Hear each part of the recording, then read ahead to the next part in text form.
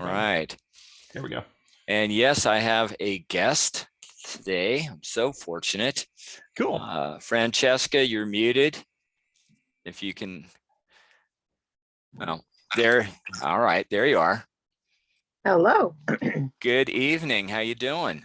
Good. I'm trying to turn the video. There we go. There we you go. are. Hello. Hello. Hello. Nice to have you on. All right. Thank you so much. Let me get set up for the big show. All right. All right. I'll open and introduce my lovely guest, and then we'll get into some wackadoodle news and then her heavy story. Alan Myers here. I am, this is For the Republic. Thank you for tuning in. Today, my guest is Francesca Amato.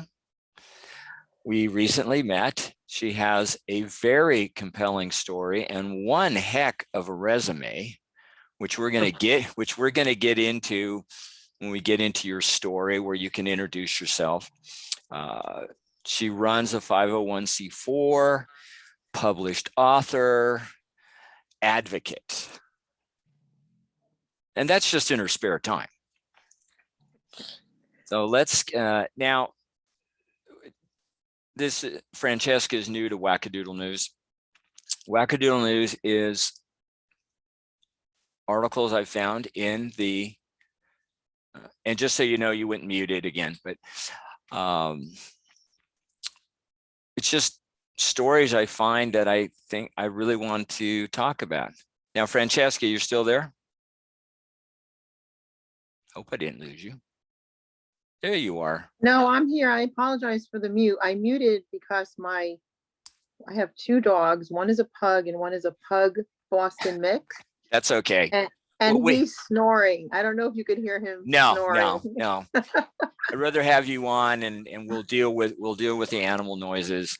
One of my guests last week, he's got two dogs, and sometimes they bark, and then every once in a while you may see a cat tail walk across the screen because one of my cats likes to be on my desk.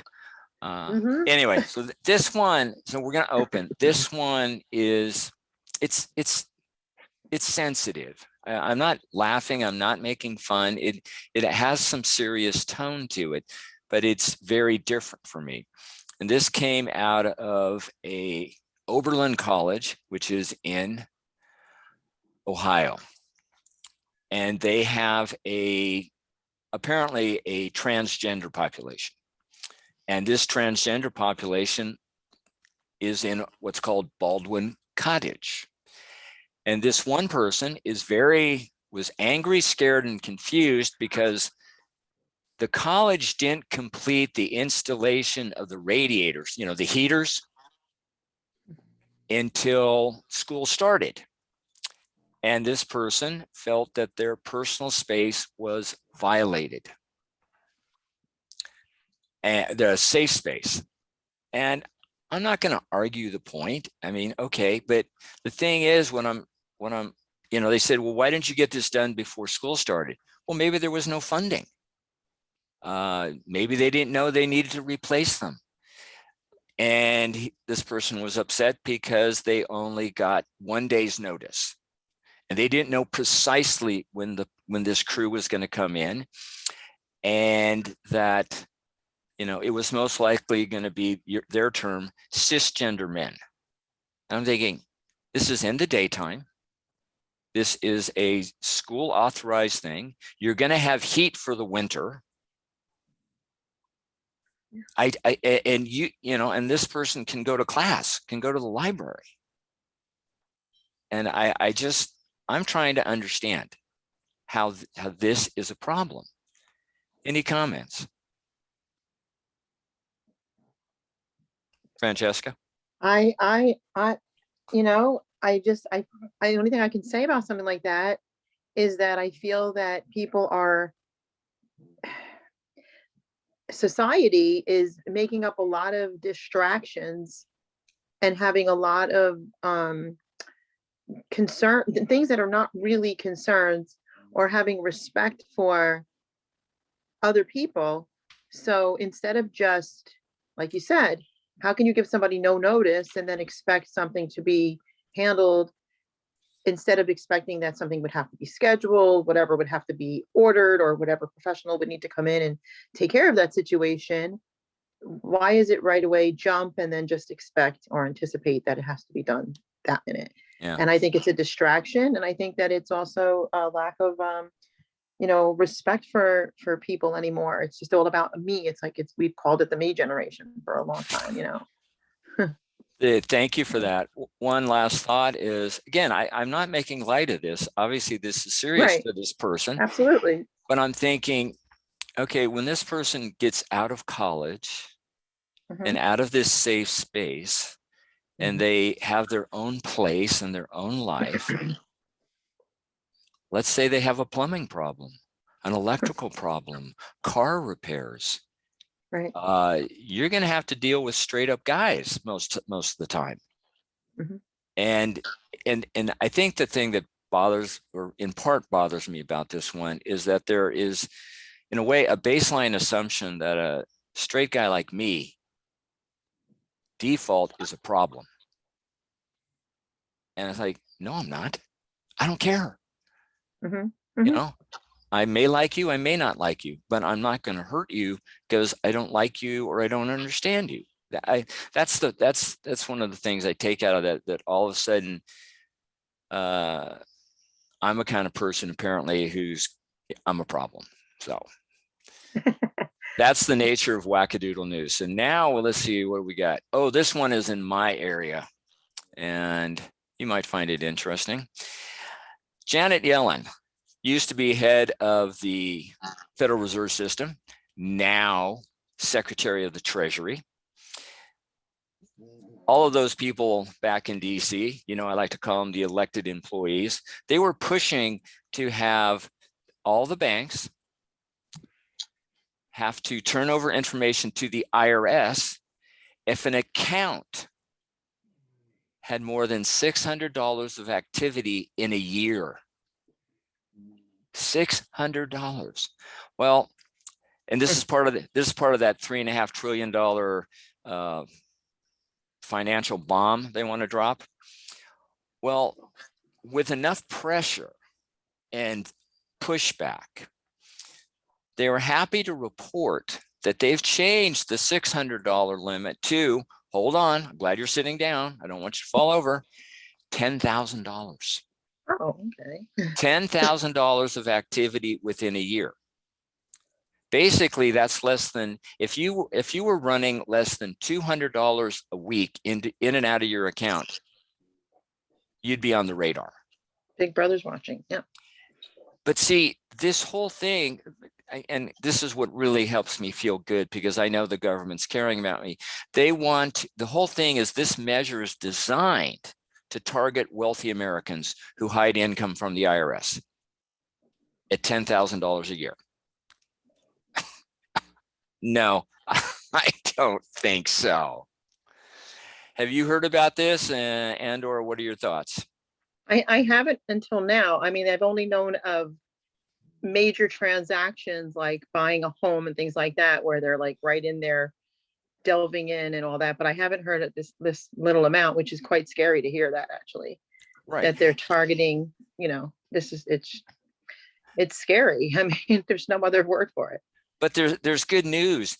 In part of this whole package is they want to get $80 billion to help the IRS fund this activity. Because, I mean, that's what you want to do with $80 billion.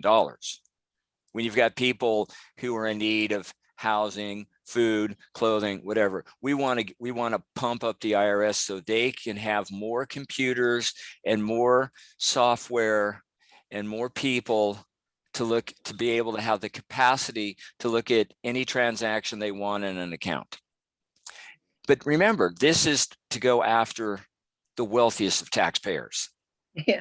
At $10,000. But now when they look at these transactions at such a minimal amount, what are they doing with it? Don't Just know. snooping? We don't even know. At this point, I mean, that has not been disclosed, but okay, if you want to go after the top, Mhm. you don't even care about a $10,000 transaction, not $10,000 worth of activity in a year. Well, in a year, yeah. Yeah. So this is utterly ridiculous. I mean, to me, you're going to, being the forensic accountant that I am, okay, if I'm going to go after the bigs, number one, if you report, I mean, the other thing is there are a couple of exemptions. I have to kick that in. If you are a wage earner, you're exempt from this. Now, how they know you're a wage earner? You wouldn't know looking at the banking. You'd have to compare it to the tax return. Oh, also, if you're receiving funds from a federal program, you're exempt. Once again, how would you know? The whole thing is, this is absolute snooping. It seems really odd to be a wage owner and at a minimum amount of 10,000 a year, though. Well, the idea is You if you're a wage earner, then everything that happens for you is reported on a W-2, so they're already happy. There are a few people who've complained. Oh, you're saying, I got it. You're saying if they weren't a wage earner. Okay. Right. House Minority Leader Kevin McCarthy, he said, this surveillance program crosses a line. I like it. Mitch McConnell said the Democrats want to finance their spending spree by effectively treating every ordinary American as if they're under IRS audit. Yeah. It is just an invasion. First of all, it's none of their business. Right. Somebody might say, well, they're just trying to enforce the law. Well, if that were the case, if that was the standard, then what other snooping can be done under the guise of we're going to enforce the law? Right. This is snooping into people's financial lives. That is just not right. Yeah. Any other thoughts? No, just that it's another, I could just add it to the long laundry list of crazy, well, I like what you say, wackadoodle news. Yes. Crazy, obnoxious violations of human rights. I mean, that's why we're here. Right. Here's one in your area. I found this unpleasant, being a parent. This came out last week. A New York City judge officially took away a Long Island father's, yet to be named, right to see his young daughter because he have not been vaccinated. And that to see his 3-year-old, this father must, 1, get vaccinated, or 2, present a weekly PCR test and a biweekly antigen test within 24 hours of a scheduled visit.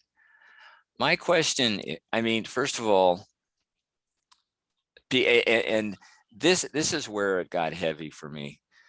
The judge called the father a danger to the child, and that this father is citing conspiracy theories, misinformation, and here's the kicker: muddled notions of individual liberty.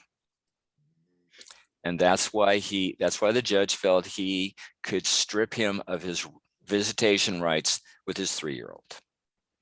Now, this was Long Island. Do you have the judge's name? Matthew Cooper. I hope that gentleman reaches out to me. That's infuriating to me. I deal with actual abuse cases all the time that judges leave them with the abusers all the time, calling the person who, and generally it's the mothers, who are reporting the abuse with a laundry list and a, overwhelming evidence of abuse, convictions and so on and so forth. And they don't call that abusive, but they call this abusive when we've all basically, you're in your homes, you're living with your children pre-vaccine, not wearing masks in your homes, and nobody says anything about that. Now, it's just however the wind blows and however they want to work that court. It's the truth, and it's quite sad. You know, I mean, I've been doing this for 14 years, and I have court watched judges all over our country, more so during COVID because I don't have to travel as much. I can watch them through virtual, and it's just appalling.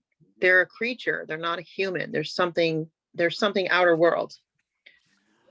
Because normal people don't make these kinds of decisions in their conscience. Normal people, human beings, don't make orders such as this.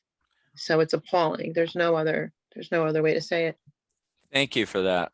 One of my thoughts is it's been reported. Again, I'm not a scientist. I'm not a medical person. I've read the reports that you can be quote unquote fully vaccinated, and you can still get the disease, and you can still transmit it. You can still get the virus. So where's the protection? If that's the problem and you're protecting the child, then everybody who gets around this child should have to be tested constantly, not just him. But that wasn't the ruling. It's illogical. It's Yeah. not science. It's not science. I'll say that boldly. It's not science. It's a bunch of insanity is what it is. I don't mince words. I don't, it's like, Yeah. people love what I say and people hate what I say. So it's all right with me. Now 3 judges in Ohio. I don't know if you know this. I can pull it up if you want. 3 judges in Ohio, all 3 died of a COVID vaccine, and they forced and mandated the COVID vaccine. Oh my gosh. So, it looks like they're the first ones to start getting them. So maybe they better start thinking twice what they're mandating. Maybe they better start thinking twice about what they're ordering. When you're playing God like that, you get to learn who your creator actually is. Maybe a face-to-face meeting. Maybe a face-to-face. My sister's she's a global holistic practitioner expert. She went to it's called Integrative. It's I think it is the actual largest holistic global colleges, and there's medical doctors that go there. It's not just and a lot of medical doctors, they want the holistic approach as well. And she said that she's inundated all the time as it is, and now with all these vaccines, she has a lot of clients that don't take vaccines and clients that do.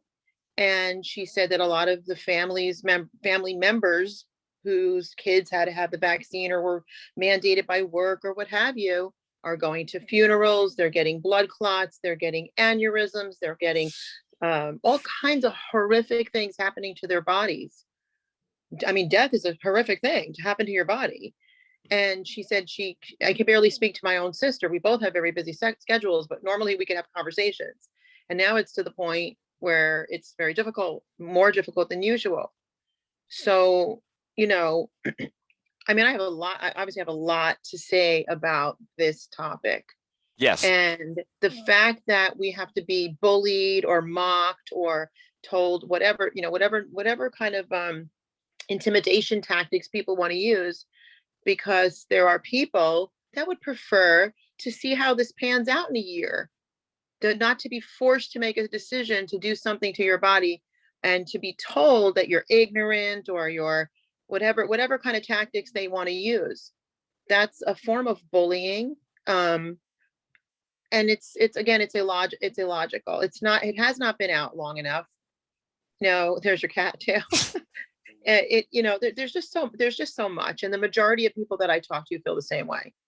And here in the state of New York, everybody wants to make everybody out to be extremely liberal. I've lived here my whole life. It is not true. We're beginning to see more and more with all this pushed violations of human rights more than ever, that we are a lot more conservative in the state than they wanted us to believe we are.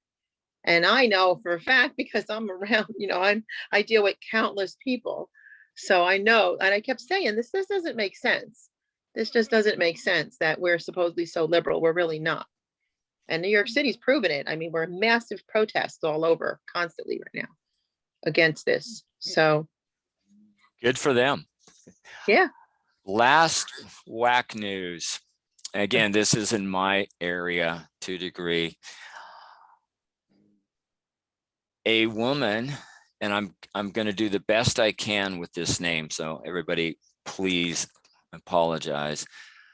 The first name is, well, it's Saule, Saleh Omarova. Okay. This lady comes from the Soviet Union. Mhm. The woman doing the reporting on this actually also came from the Soviet Union. Well, the lady, Omarova, is the president's choice to be comptroller of the currency in this country. And she is a big fan of the Soviet style system. She is not, she actually is the winner in her home country of the Lenin Award. And she praised her native Soviet socialist system because of the lack of what she called gender pay gap. She does not like the free market economy of Wall Street. She thinks it's a dysfunctional financial system. And this is going to be, this is what is going to become, this person is the one to become the comptroller of the currency. And the lady writing this, Rebecca Koffler, she said, I know firsthand the damage central planning can do to an economy and to lives. I don't understand why anybody would think that someone who actually praises the communist style of government, which is central planning, central control, that this is, and the problem with, for me, the problem with our current system is not that free market is a problem. The problem is that it is so overly controlled. Not that you can just do anything and everything, but it's way too controlled, and the people who are controlling it don't have any vested interest in anything but controlling it. But had you heard about this, and what do you think about having somebody who praises the Soviet style be the comptroller of the currency? Are you all for that? I don't have the Federal Reserve background that you have, but I mean, that would be a big thumbs down to me. That's just yeah. To God me, help us. Now the other thing, again, I don't make light of these situations. That it's, sure. I mean, but there's, if we go back in time a bit, there was a time when the Soviet Union, it was still the Soviet Union, had a food shortage problem. They had a drought, they had a terrible winter, whatever. And they needed wheat because they needed bread. Who did they get their bread from? Oh, that dirty, filthy, capitalist country called the United States. And we helped out because that's what we do. Right. Do you think if the tables were turned that they would have helped us? I don't think so. To me, what matters most is helping people find their maximum potential, equality of opportunity for all, not outcome, because the equality of outcome can only be manufactured at the highest level. And that means everybody's going to suffer. That's the communist way. That's right. So that is, because I think we have a lot to talk about. And that's in for Wackadoodle News. Thank you for participating. Hope you liked it. And let us begin. Okay. I'll do a little introduction and then you can just take it away. Oh boy. Today, I am very happy to have on the show for the Republic, Francesca Amato. She is CEO. She's the CEO and founder of an organization, Punished for Protecting Inc., a 501c4 TV talk show host in the past, investigative reporter, advocate, community educator, and apparently a best-selling author. Punished for Protecting, which was published in January of 2018. How'd I do so far? You did really good. And you pronounced my name well too. So thank you. Thank you. Oh, here's the plug, because we have to do it at least once, and then you can finish the introduction, promote yourself.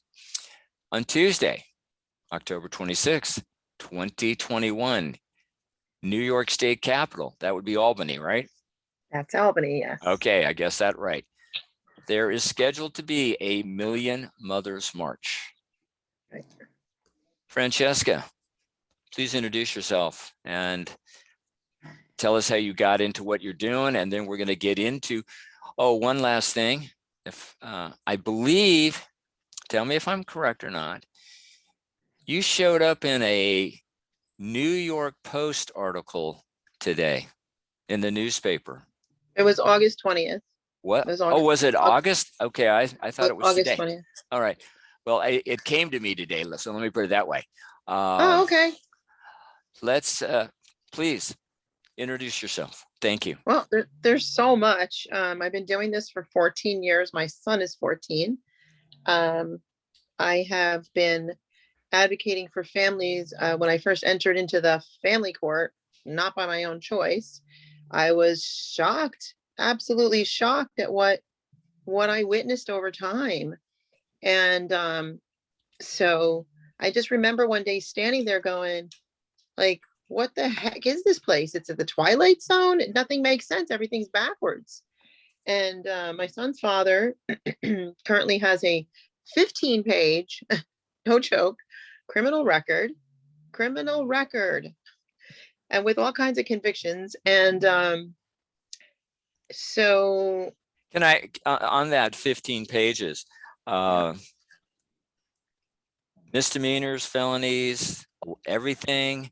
And when you have something like that covers 15 pages, there's this huge narrative, or is it just event after event after event? No, it's arrest and conviction after arrest and conviction after arrest and conviction for DWIs, felonies. Some felonies have been wiped away because of this in New York and blah, blah, blah. But, I was like, oh, this should be easy. I mean, how hard could it be? I have a really great family, safe family. I have an immaculate background. And there's a no-brainer. Well, it wasn't a no-brainer. And I began meeting more people. And we just all assume that if a mother loses her children, there's got to be something really wrong with her. Well, as time has gone on, there's nothing wrong with these women, okay, and the fathers. And please don't get me wrong. I advocate for countless fathers as well. I support fathers. I support men 100%. But I have to really take a stand to support women and children, because they're being completely victimized, and everybody thinks it's the fatherless home. And we have to be careful with that, because there's some fathers that are not safe in the home. Like there's some mothers that are not safe in the home. But what we're seeing is that it's basically any woman that reports abuse loses her children to the abuser, and they're called a liar. And that may sound like a very general statement, but it's the absolute truth. And I have firsthand knowledge because I witness it constantly. And so kind of on that note, as time went on from 2007 to just about 2016, I switched from one judge to another, and I did tons and tons of meetings. I've been advocating, like I said. I would have meetings and I would be in awe because I would pack out rooms. I would have people come from all the states surrounding New York State, New Jersey, Connecticut, Massachusetts, Pennsylvania. And I was like, this is unbelievable. And then as time went on, I saw this is a national and global problem. And what led me to 2017 was the switching of a judge from Judge Mizell in Ulster County to Judge Mcginty, who was known as the mother-hating judge. And sure enough, I have over 100 mothers that are victims of him. I have their children. I have their grown children. And if I told you stories, I'd be here all day and night telling you what he's done specifically. And he's who's in the New York Post, the Daily Freeman, and the Poughkeepsie Journal. But there's just so much of this, and to narrow it down, kind of. Don't get me wrong, fathers do lose custody or have lesser, maybe custodial time. Normal parents, let's say, if they break up, unfortunately the relationship doesn't work out, they generally co-parent in a good way without a family court. What I've discovered over the years, sorry about that, I just got a phone call. What I discovered over the years is that there's generally always a narcissist or abuser in every family court case. If two decent parents go to family court, it's because they're just trying to get an agreement. And a lot of times they'll get destroyed in family court because they're trying to provoke some kind of chaos. They're trying to provoke some kind of chaos into the relationship. But like I said, the majority of them would be a controlling narcissist / abuser that will use the family court, and there's social science research to back all this, that will use the family court to continue the abuse cycle. Okay, so just pertaining to women and children right now, on that note, because that's what I've done. So after a number of years of helping a lot of dads, which I have a ton of dads that I help, I go against the woman that makes up false allegations. I would never support that woman in a million years, because that affects my genuine victims. But I have had a very high percentage of dads that I was helping that turned out to be, you discover, because even if I see a criminal record, it doesn't mean that I necessarily take it as 100% truth. It could be a false allegation. It could be a false arrest. I look into these things, and as an advocate, we're supposed to look into these things. We're supposed to ensure that there aren't false allegations. We want to be able to, that's one of the areas of being an advocate, especially in these courts, is that you are communicating to the court and you're being like a communication liaison, where all these false allegations that is the bread and butter of the family court is squashed, and we can move forward and get to the bottom of who these families really are and so on. But one of the things that I discovered over the number of years, especially after the book was written in 2017, 2018, and we had our story, and I'll tell you a little bit about that. These dads, a lot of these dads that came to me turned out to be full-on abusers. So I've learned a lot, and I've become more and more what's the word, just kind of strategic in my approach with people. And now we haven't had those problems anymore in the past few years. So, basically, if I'm supporting a dad in a family court, the judge should automatically, just by me being there in support of that father, should know that dad's been put through some scrutiny and he is an upstanding human being and deserves his children, period. And I will fight with everything in me for them. So it kind of is helpful to the average good father. Okay. So you have to understand that the percentage is going to be within the percentage of the family court. It's not the percentage of all men by any means. So I hope that makes sense. Yes. You're focused on one specific group in one specific environment, not the general population. Correct. And you did say earlier that you were shocked at what you witnessed early on. What did you witness that, because I've been wanting to ask this question, what did you witness that shocked you? Well, I'll use me as an example. If you have one person that's a domestic violence perpetrator that's in and out of jail constantly, on probation, chronically, dealing drugs and the whole nine. And you have another person that's an innocent, goes to work and doesn't even get a traffic ticket, kind of person, and has a clean background. Why should this person be constantly fighting that person? Why should that person not be safeguarding? Like, why should the children not be safeguarded from that type of person, right? So if I lived it, I have one, my son, my daughter's married, and that I was married, that was in that relationship, but I just couldn't believe that. And then as time went on, I met all these other people, and when I get to know them, I get to know them. These judges don't get to know anything. They just have your 10-minute court case and destroy a person's life. I get to know the family dynamic, the family involvement, not just that person or the cases. So, and I'm just literally sitting there, and I'll hear sex abuse or an allegation of sex abuse to a child. And then they'll bring in evidence and they'll bring in witnesses, and the judge will continue to leave the child with that person. So, this is the kind of stuff that's like, it's you can't wrap your head around it. It's illogical. There's no safeguards. It's just automatically you reported abuse, and you're not just reporting it, out in the sky somewhere. You're reporting it with evidence and witnesses and what have you.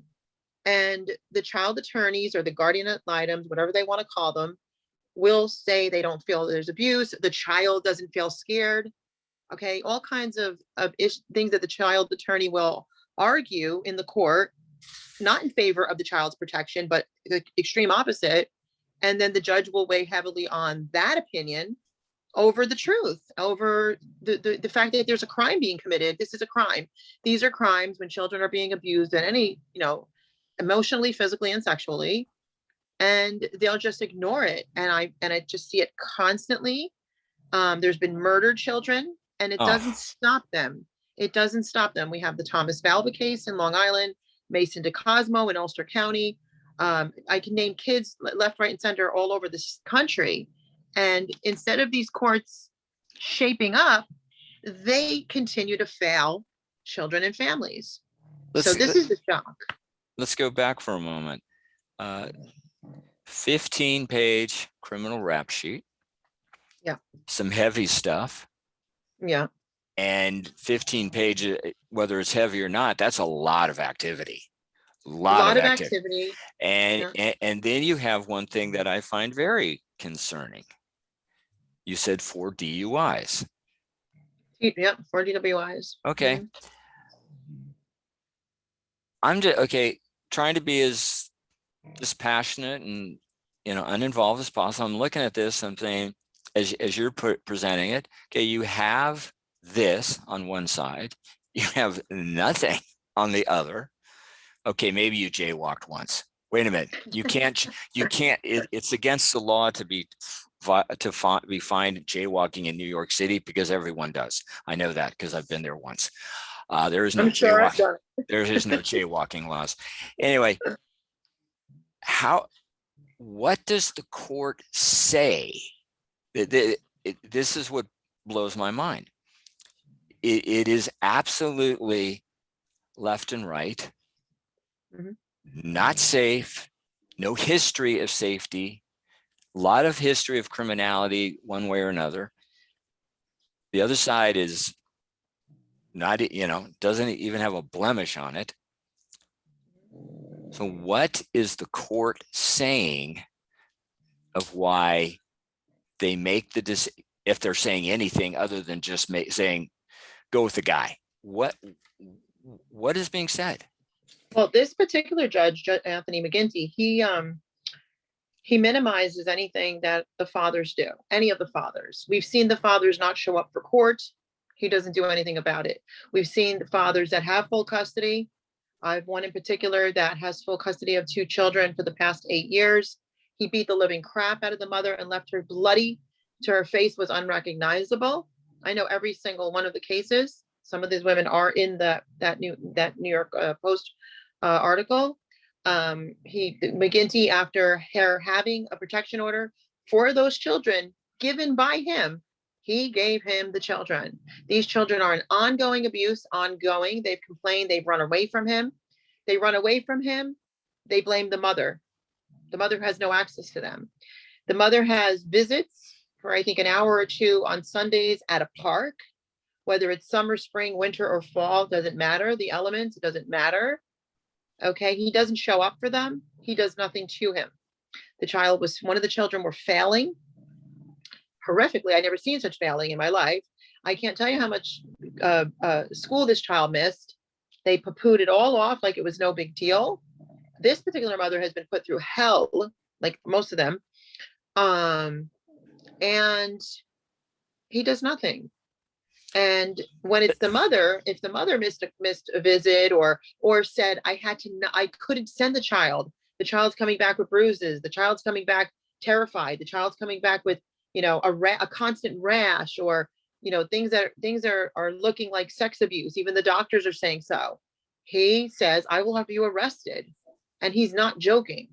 And he's done it. And he'll put protection orders against mothers. It's just absolutely sick. So you got to understand too, this has been years of this judge and decades of this judge, because before I even was in his court, what he calls his court, I already started going after him. I was on the cover of every newspaper because of the death of Mason DeCosmo as an advocate. And in that case, I was an advocate for the father, because it was the mother that was the wackadoodle. Mm-hmm. And her boyfriend killed one of their children and brutally abused the baby. And I'm talking brutally over a 2-week period. And the appellate court had to overturn Mcginty's decision on the mother, who he never saw handcuffs. She never saw handcuffs. But innocent mothers have been to jail thanks to Mcginty for protecting their children. So it's all completely backwards. But Mcginty is just a target name basically for all these judges, because I've seen him in woman and male form in just different courts. And anybody that's been through this knows that what I'm saying is 100% true. He's just a different face on a different person, but it's the same evil person that's doing this to families. So this is not just happening in one court. No, this is happening all over the country. I've court watched, like I said, physically and then virtually for years inside these courts.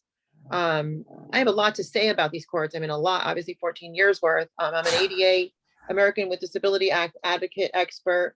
So I advocate for families that way, because they're causing all kinds of emotional, psychological damage to people that they've never had before. And plus, when you're worried about your children, obviously it's going to affect you. It affects their jobs, it affects their livelihoods, their lives, everything. I'm in domestic violence and child abuse. I've become expert because I've been doing this for 14 years, like I said. So I don't miss a trick in these courts. And I help the attorneys that actually want to help families for real. I help them because I train them and I help them through the process. So we kind of work off of each other. I may have to train them in the Americans with Disability Act. But there are some good ones out there. I mean, I don't like most of them, but there are some good ones out there. Josh Douglas, who I think you got to talk to a little bit in the call the other night. Uh-huh. He's absolutely awesome, and we're very thankful to have him because he's fighting for real. And he's in demand now because he's fighting for real for the families, So you're in Ulster County, is that correct? Yeah, I'm actually on the outside of Ulster County, but okay. But technically yes. And how many judges in that county are in the family court? It started out with the Judge Mizell, who I had, and apparently she had several strokes and she was falling asleep on the bench while listening to cases and making decisions. She's finally gone now, and they're trying to put in Mcginty's. I think Radcliffe, her name is, court clerk. And Mcginty is the head judge. And then right under him is a Judge Savona, who I court watched her the other day, and I court watched her before, and she does try to correct herself. I have to give her that much. And, she seems to respect me, but she's still under him. So in that court right now, there's 2, and there's going to be supposedly 3. There has always been between 2 and 3. Okay. It's a complete kangaroo court, though. So 2 or 3, is that typical in most areas, that number? It depends. Give or I mean, take. if I go to Long Island, if I go to Staten Island, it kind of varies. Okay.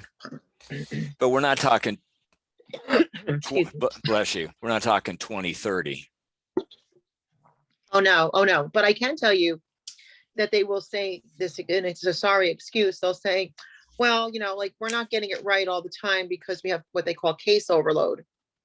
And I laugh at that because I'm a national advocate. I'm a national advocate. I don't have the help that they have as judges. And I managed to I have case overload, like big time. Okay. Like, I could barely talk to you. Right. And it's ongoing all the time. I'm sure I got the phones going crazy even while I'm talking to you. I've got kicked off a few times. I'm sure when I look at my phone, I'm going to have messages on everything, text messages, Facebook, you name it, everywhere there'll be messages. And there's no excuse for what they do. They make decisions in minutes. Okay. That's completely irresponsible. There's just not prudent. And they make decisions like that. They make decisions based on emotion. Let me interrupt for 1 second. Okay. If you make a decision in one of these situations based on emotion, once again, using your case, you got rap sheet and you got you. Okay. If I'm going purely on emotion, I know where I'm going. I am right. I am repelled. I'm repulsed. I am infuriated at the person with this rap sheet would think that they should have custody. So if I'm going on emotion and I choose the rap sheet, I find this to be a real problem. It's a real problem. And but you have to understand I'm a little special in the sense of I'm retaliated against by this judge because I started exposing him before he was my judge. And as an advocate, of course, I wasn't a lawyer. Now I can communicate with lawyers on the same level as far as all the laws go. I know just as much, and sometimes even more than they do. And I don't mean that in any, this comes with a lot of humility. I don't mean that in any cocky way by any means. It is a lot involved in this. And this is retaliation. Judge Mcginty retaliated against me twice. So mine is a little different than others' cases. And his hatred of women is obviously very blatant. And every woman I've talked to, a lot of them said, I felt like one's an RN, these are intelligent, normal, decent people that hold down jobs, that support their children and whatever the case is. And they've escaped abuse. Basically, they've escaped abuse. They should be commended, not re-victimized. And basically, they said it like, I felt like I was divorcing him. I felt like I was breaking up with him. He's got the abuser's got nothing on the abuse that this judge does to women and children. So there's no comparison, because you're and forget what it does to you psychologically and physically, even, because you're fighting for the safety and protection of your children, your child or your children. There is to a parent, mother and father, than that. Like I always say, a father shouldn't be ordered to pay child support. If he doesn't want to pay it, just go. Like it should come naturally. You shouldn't be ordered. Like that's just my personal opinion. You don't want to pay it, don't. I would never even fight you. So if you're an actual mother or father and you love your kids, all this comes natural. Okay, you don't want to abuse them emotionally, physically, or sexually. Period. That's out there. And so now you have a judge that I believe and if you look at the New York Assembly in 2019, when I spoke before the so-called Excellence Initiative, I clearly outlined, I regurgitated the statistics given to me directly from the Department of Social Services and the Children's Home in Poughkeepsie. I took it right from there and I spit it out of my mouth to them, basically, and proved that this is indeed the child trafficking gateway door. That's what it is. There's no other reason that anybody would make orders that harm children, that violate our laws of child abuse, that violate our laws of assault and battery, that violate our laws that you do not sexually touch a child, and yet you're approving of this and you're making an order to continue to keep children with these types of abusers, unless you're doing something else, unless you're making money out of it, unless you have a trafficking industry, you have trafficking that's going on. And the more I delved into it over the years that I've done this, because I kept saying, why would they make these decisions? There's got to be a reason. This isn't normal. Okay. And I discovered that this is exactly what it is. And they'll tell you the statistics and you cannot dispute them. And so I think I told you, and I've said this many times, people think that child trafficking or trafficking of any kind, trafficking of itself simply means I take a human life and I force it someplace physically. I move it from one place to another. It doesn't necessarily always mean sexual trafficking, right? Right. So on that note, that's what these orders are doing. Our judicial system, and I'm not saying that the whole thing is horrible, but I am saying that to a degree, it needs revamping. I believe family court, circuit court, divorce court, certain types, including right up to the federal court, right up the food chain. Some of it needs revamping and others of it needs complete defunding and completely to be abolished. You cannot repair this. It's not repairable. Well, it seems to me with what you're sharing, let's say one of the first things that would need to be done is have a psychological profile done on the judge. Oh, yeah.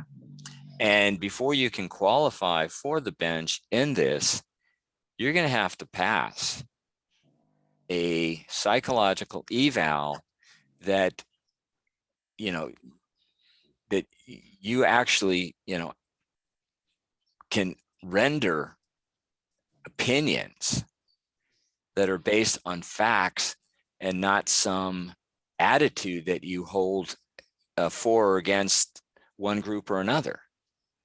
And that you understand the facts are the children go where they're going to be safe, not where they're not. That's right. That's right. And we've wanted psych evals. I want repeated drug testing on these judges because the majority of them are doing massive drugs. Oh, I'll tell you what, they should be drug tested every day. I won't dispute that one. Let me tell you, there's something right now that's called, if I can think of it, we just discovered this not that long ago. Matter of fact, you did speak to Anthony too. We discovered, oh gosh, what is it called now? It's like something, it has to do with their mental health, and it's something that the Bar Association of New York State, I'm sure they have others in other states, is doing something about like a mental health thing for judges.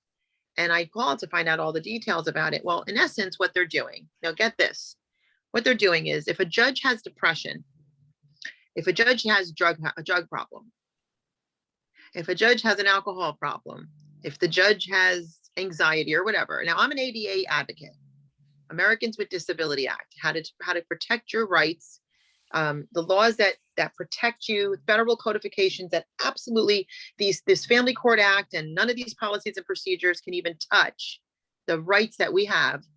Okay, so if you have certain types of mental, psychological injury or mental health issues, there's certain mental health issues that you're perfectly safe for children, PTSD and what have you. It's if it's combined with criminal mental health or other kinds of mental health that's going unchecked, basically, that you're not good for your children, then there's ways and methods to help that, to keep families intact. Okay. But on the other side of that, if you got major depression, if you're doing cocaine and you have a drug problem, if you're drinking alcohol like Anthony Mcginty, who buys a 6 to 12 pack a day and he's seen at the store picking it up on the way after work, okay, in Rosendale, he stops at the store and picks it up, and you're drinking like that, so you're not sober minded and you're making decisions for the most vulnerable, which are families. Okay, number one, how dare you? Number two, and I'm not just like targeting him, like I said, he's one of many. This Bar Association, mental health, whatever it's called, I said, I don't understand this. Please help me understand that this should first of all, we're worrying about the president's taxes, right? We're worried about the president mental health. This is stuff that the country has the right to know. Okay, maybe not so much the taxes, I could care less, but your mental health. I want to know how your mental health is if you're running our country. Okay, why does the public not have access to these judges when we're paying their salary? Okay, and they're this screwed up, okay, making decisions for the most vulnerable. And she said, well, we have to keep it's confidential. No, in this case, it shouldn't be confidential. Okay, in this case, we should have the right to know if a judge is doing drugs, or if you refuse to tell us, then the second you find out, then you should be held accountable for not debenching that judge effective immediately, because they're not capable of making healthy, sober decisions. I said, just the fact that you have to have this a part of the Bar Association is terrifying, and explains why they make the absolutely crazy and backwards decisions that they make. Excellent points. If you have somebody who is limited in capacity, how's that? Mm-hmm. Mm-hmm. Whether it's accidental, unintended, or through actual personal activities. Right. They're limited in their capacity to do the job they're hired to do. And the job they're hired to do is incredibly important. Mm-hmm. Then, okay, they need to be removed until they can do it right. Mm-hmm. That doesn't mean, take them to the wall and beat them. It's okay. If your surgeon has got the shakes, don't you think the hospital needs to not allow this person to operate on you? I mean, that's perfect. And so if they know this person, again, accidental or deliberately is incapacitated, as in they cannot do their job because they are drunk, stoned, hung over, whatever. Mm-hmm. Well, okay, we're not going to send them to the stockade for life, but get them out of the job. Might. Yeah. After what I've seen what they've done to children, I might, but get them. Well, get in the proper scenario. And I'm getting the thought that, okay, if the proper thing is to remove them, just as the proper thing would be to not allow the surgeon into the OR, why are they not doing it? Well, what comes to mind is, well, if we pull this guy, we don't have anyone to take the cases. Well, okay, get on it, get busy, and get someone who's qualified, or have somebody sitting in the wings who could step in. But it's almost as if we were going to protect the system instead of the people who are supposed to benefit from the system. Right. It's very, very sad. I want to get to a couple of parts, because this is part of promotion, and then we're going to come back to your stories. They're very interesting, they're very sad, and they're very troubling. Yeah. But tell us about the march that's coming up, and who can show up, and what's the purpose, and. So it's the Million Mothers March. This is from my own research. This is from researching how many women through the past decades have had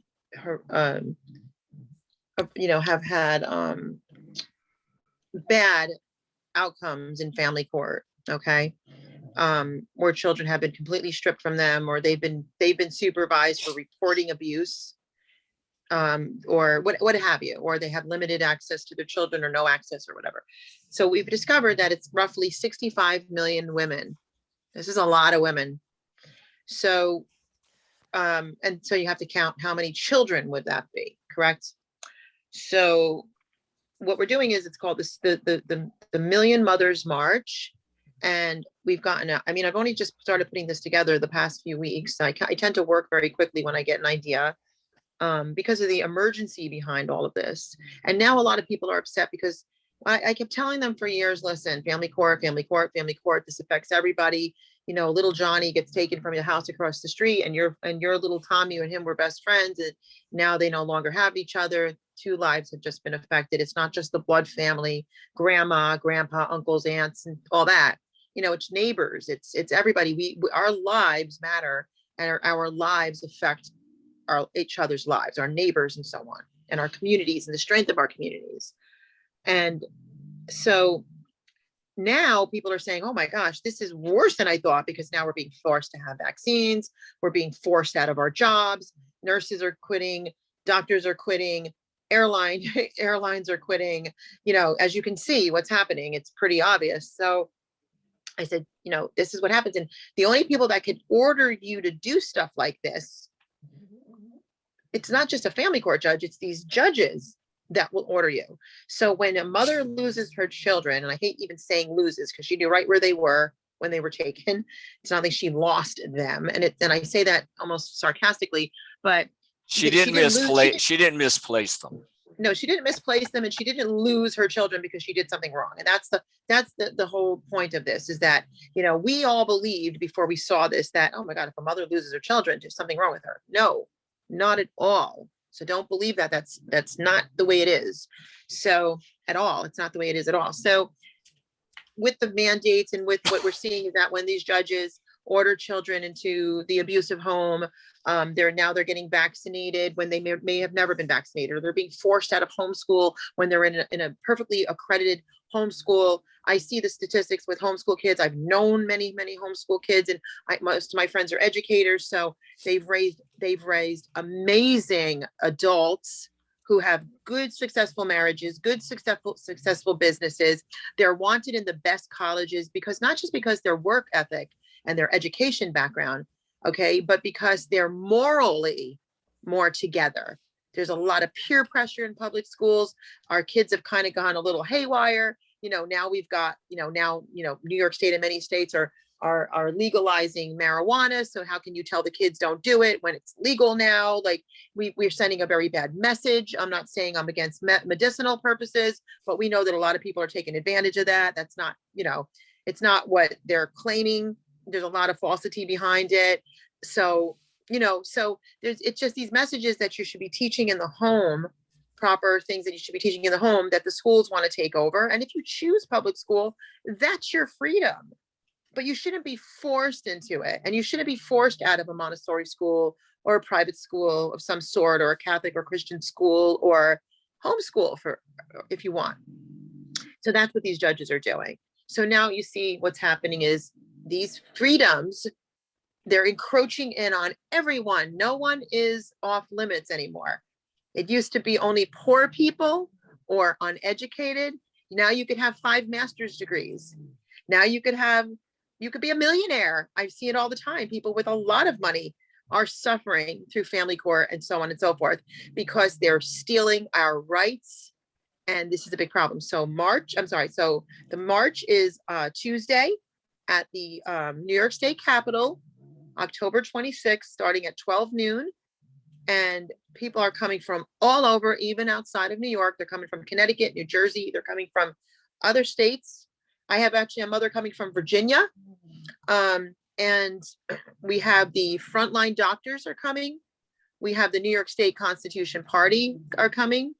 And we're kind of on the cuff with Robert F. Kennedy, but it appears that if he's not coming specifically, they're going to be up there anyway. So we're lining the streets and we're demanding our rights. Bottom line, we're not we're taking back the state of New York. Questions. So it starts at noon. How long is it might go on for? I didn't put a time limit on it because Okay. I have a lot of people that are coming to speak. Now, So it's kind of an open mic thing. I also have gubernatorial candidate Derrick Gibson, who's running for governor of New York State. So he's going to be there speaking. And so is this in a way, is this a march, or will there be walking, or is it come to an area and listen to speakers, or both? It's, there's like there's like, how to explain it if you've ever been up there before. No, I have There's not. a couple of, okay, so there's a couple of like giant statue platform kind of things around there, which a lot of times that's where, when there's protesting and so on, that's where people stand. And there's also like a front area. And generally people kind of fill the streets in the whole area, which I believe that's more likely what we're going to be doing. Okay. You mentioned, But we'll see. absolutely, I wish you the greatest of success.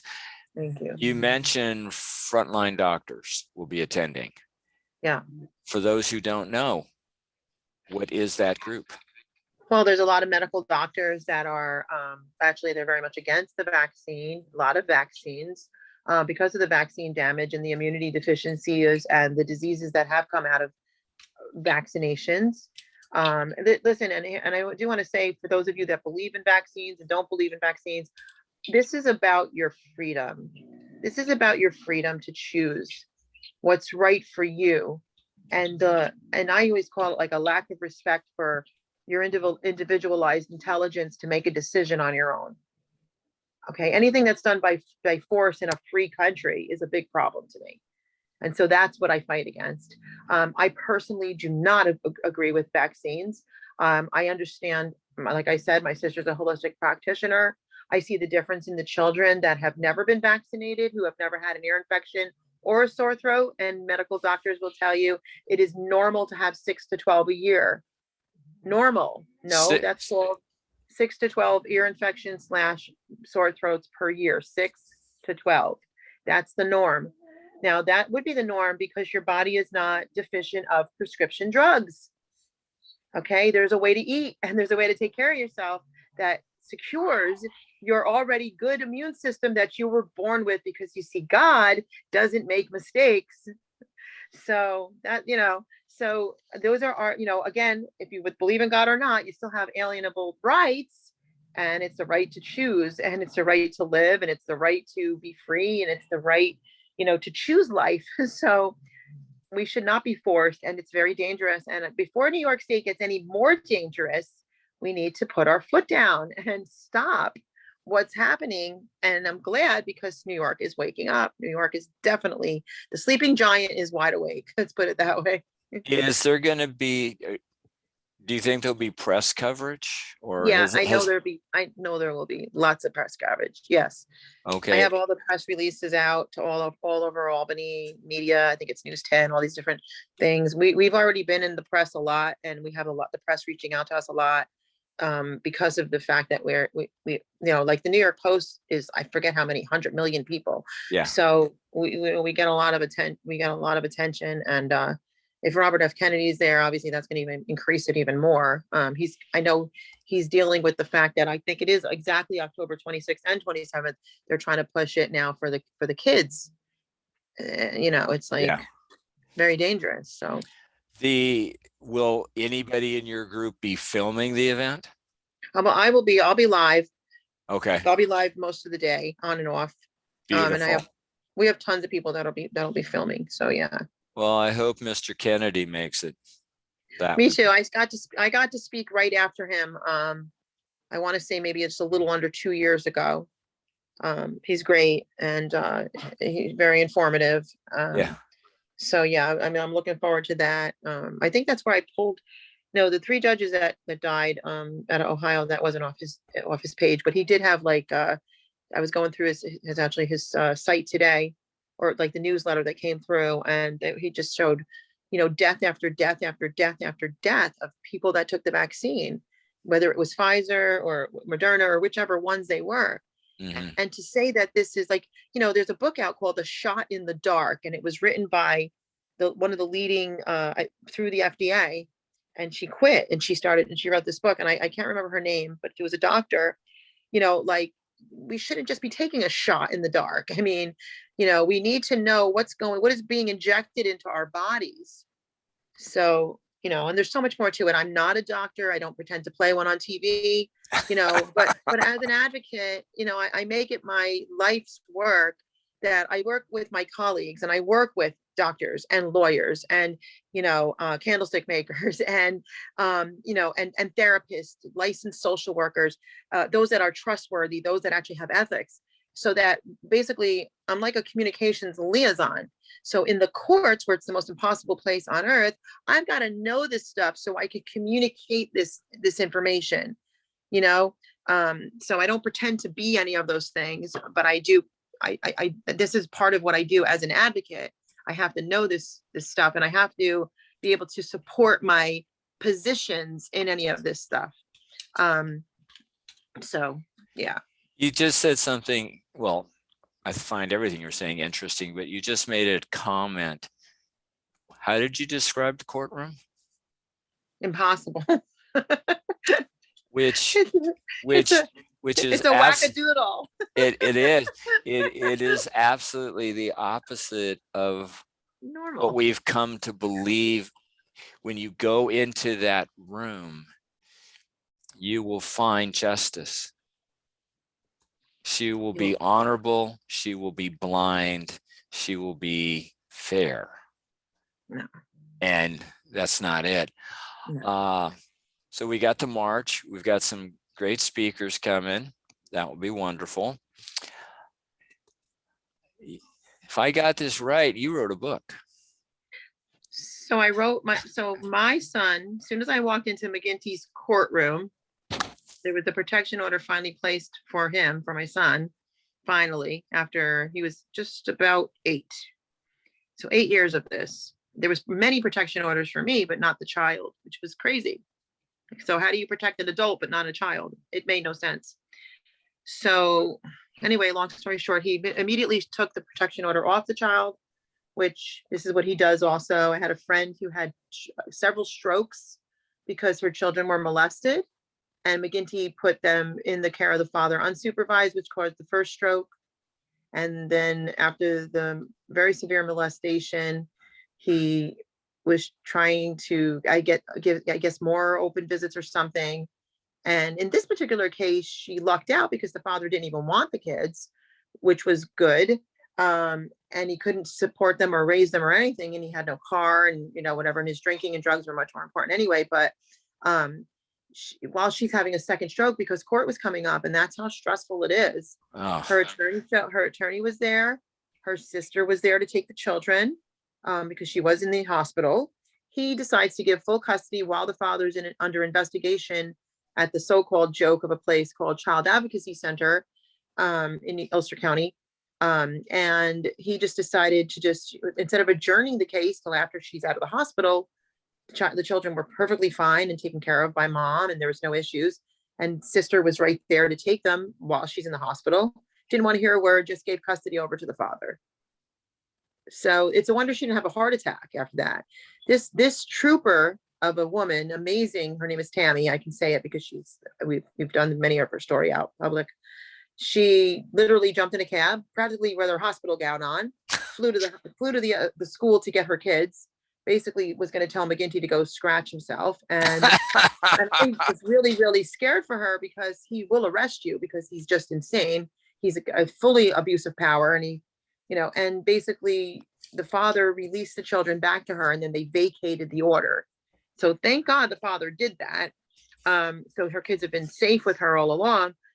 He doesn't show up for visits ever anyway. So anyway. Well, that's apparently because they're not connected with his next drug buy. It's, whatever his whole crazy making life is. I mean, some of them don't care though. They could be doing drugs on the way to the house. It doesn't, it just depends on that particular person. But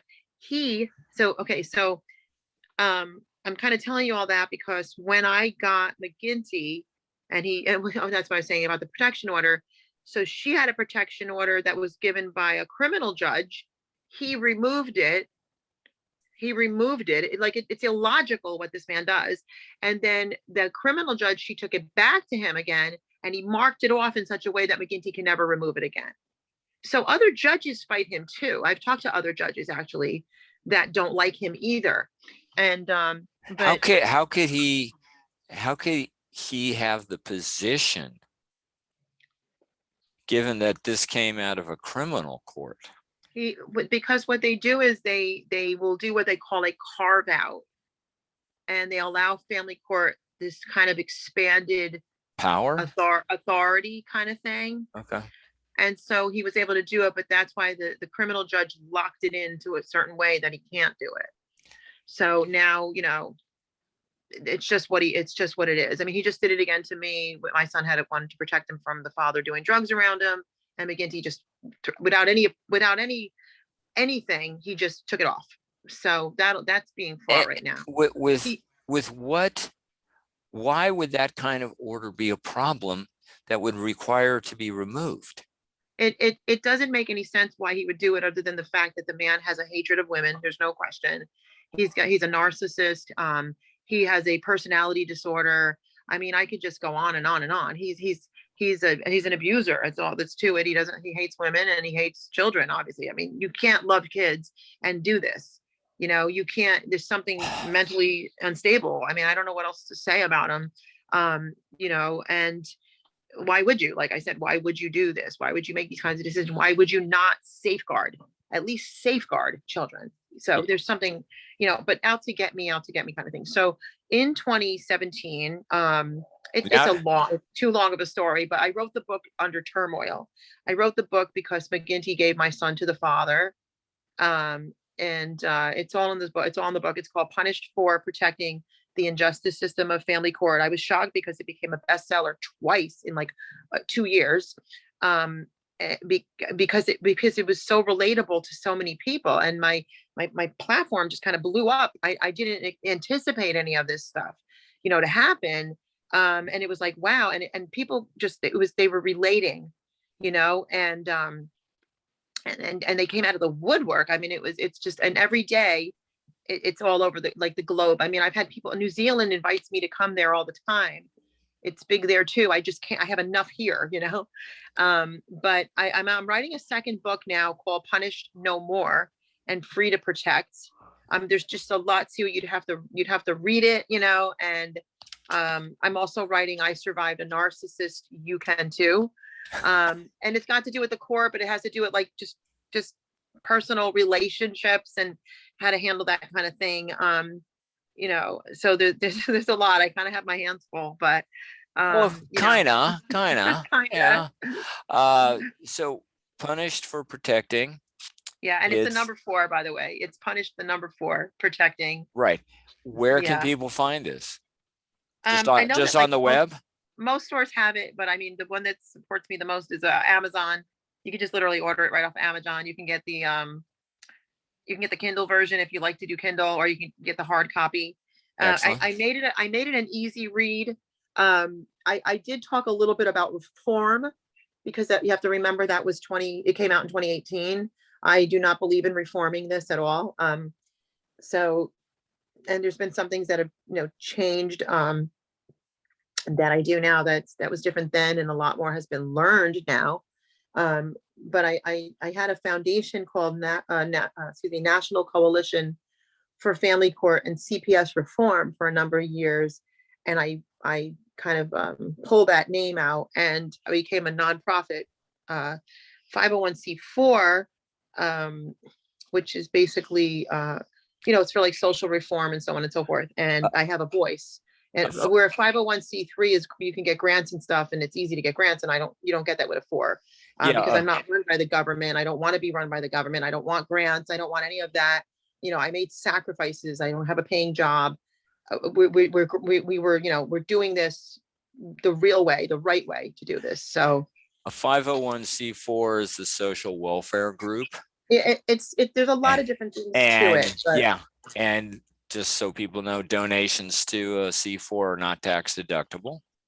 Right, just state, not federal, right. Or just. But just federal, not state. Yeah, but it's operated to promote social welfare. Correct. That's my understanding. And so we've talked about your book. Let's talk about your 501c4. Where can people find that? So it's called Punished for Protecting Incorporated. You can kind of just type in, there's a website. Is that for FOR or for the number? Yeah, it's the number 4, and then it is a 4.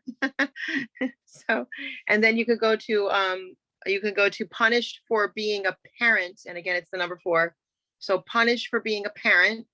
So basically, I think it's self-explanatory. It's, I remember going, the book came out of, like I said, a very 8 months of turmoil when my son I was just in a panic, worried about him, from the abuse of Mcginty, which, mind you, he pulled it again in October, which we won this all over again too, but he endangered my son for another almost 9 months, which was a shock, like you can imagine, because even the whole entire community, even the district attorney's office, even he's a Democrat, even the Democratic Party gave him the thumbs down for what he did to my family. And he did it again. It's full on retaliation.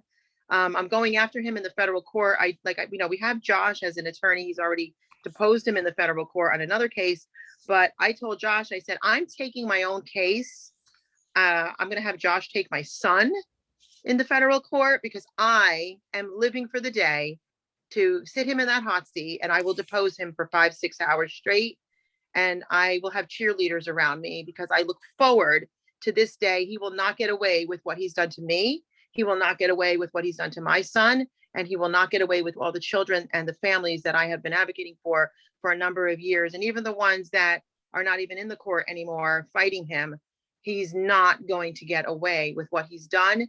And I feel like I'm passionate about this, literally laid my life down for this. And every minute of the day, I'm meeting a new family and new children, or the ones that we're working for to help. And I think of every single one of them winning this wins it for everybody. Okay. He is just one of too many of these sociopaths that are making orders for families that are hurting families, violating human rights, right? Violating civil rights, and violating the Americans with Disability Act. It is absolutely despicable. And we need to put a stop to it, and they need to be held accountable, period. Question. The court case goes down. He's found guilty. Mhm. 1, what would be his punishment or punishments? And 2, to what level is the court system held accountable for allowing him to sit on the bench? Those are great questions. And let me say, I try to do that every once in a while. these are great. They're all great questions. And they're thinking questions that also lead us to think about the solutions, right? Right. So we have to remember that we're dealing with a system. Like I said, it goes up the food chain. Doing an ADA federal suit, I'll give you an example.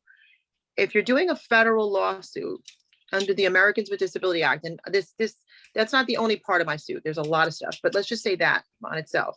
When I have to educate the judges in the federal court about what the laws are and how to apply them, and if I'm coming in pro se and I need ADA advocacy, and I need, as an ADA advocate, ADA accommodations, and they don't know how to accommodate me, we got a big problem, okay?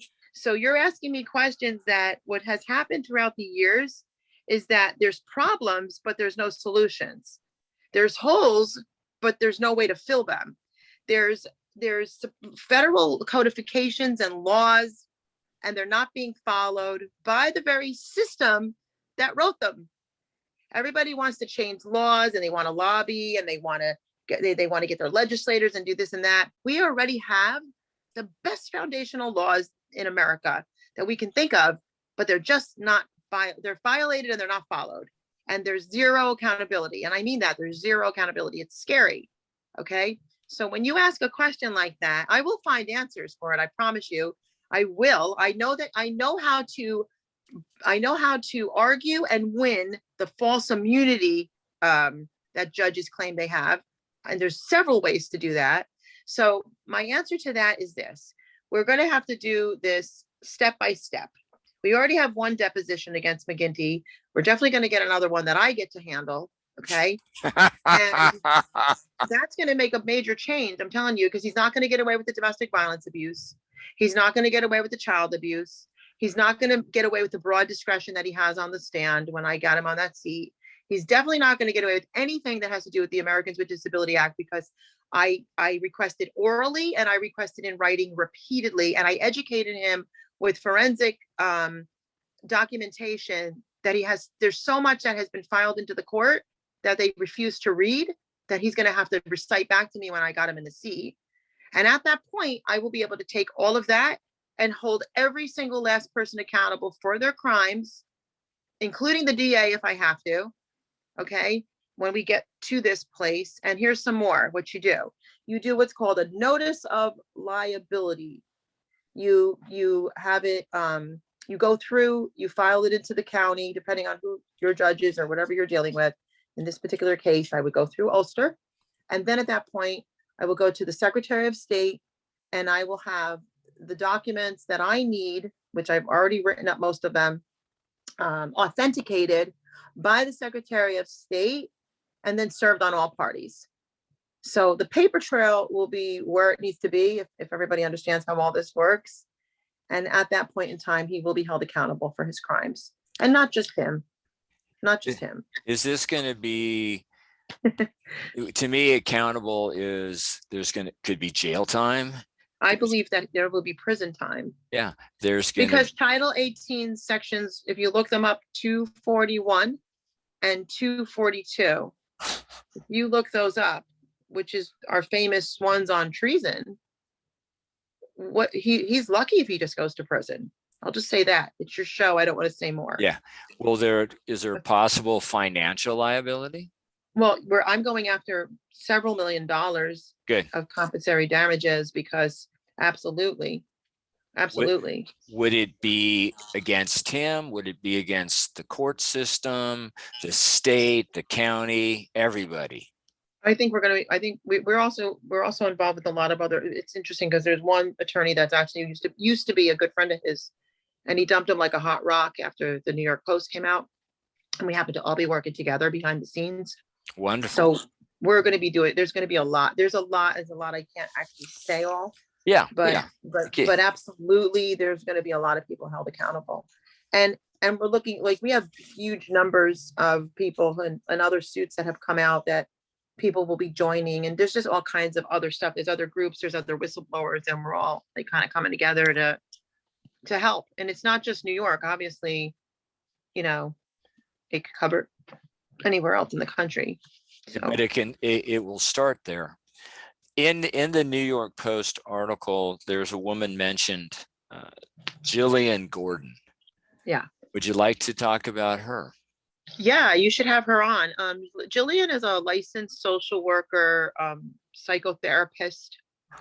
So she's got like 26 years experience, and she was deemed an expert hundreds of times, even in other states, but in the state of New York, up and down the state of New York. And when she came up. When you say expert in what area? Well, she's a social worker and a psychotherapist. So those are her expert fields. Great. Correct. Okay. So she, in and out of the family courts, when she started out, which is I shouldn't say the word there, but it's a crap show in New York and Manhattan and Long Island. Long Island is showing a horrendous deal of corruption. But, when she was down in Manhattan, she's like, things actually flowed and worked better. You have to understand, this is 26 years worth. So she'd go in and things flowed better. They flowed a little more professionally. She came up to Ulster County, and they changed into a bigger building now that's all attached to DSS and I call it predator services. They call it protective services or whatever. I call it child pedophilia services. But oh, geez.